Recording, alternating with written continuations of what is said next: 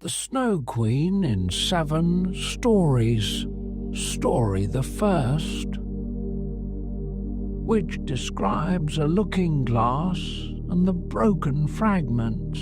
You must attend to the commencement of this story, for when we get to the end, we shall know more than we do now about a very wicked hobgoblin.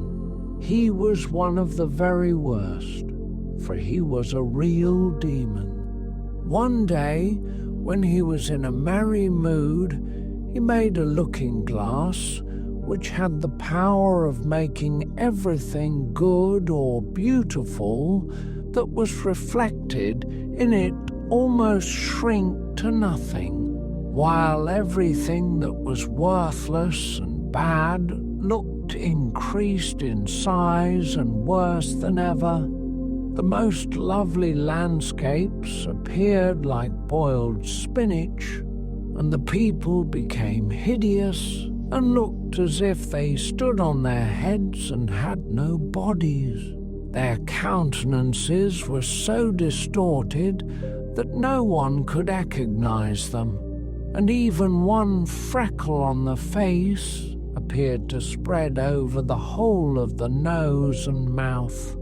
The demon said this was very amusing. When a good or pious thought passed through the mind of anyone, it was misrepresented in the glass, and then how the demon laughed at his cunning invention. All who went to the demon's school, for he kept a school, talked everywhere of the wonders they had seen, and declared that people could now, for the first time, see what the world and mankind were really like.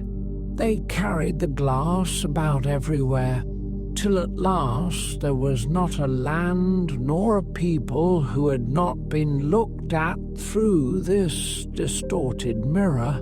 They wanted even to fly with it up to heaven to see the angels, but the higher they flew, the more slippery the glass became, and they could scarcely hold it, till at last it slipped from their hands, fell to the earth, and was broken into millions of pieces. But now the looking glass caused more unhappiness than ever, for some of the fragments were not so large as a grain of sand, and they flew about the world into every country. When one of these tiny atoms flew into a person's eye, it stuck there unknown to him, and from that moment he saw everything through a distorted medium, or could see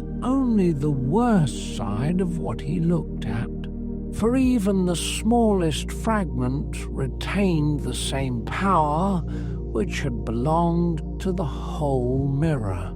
Some few persons even got a fragment of the looking glass in their hearts, and this was very terrible, for their hearts became cold like a lump of ice.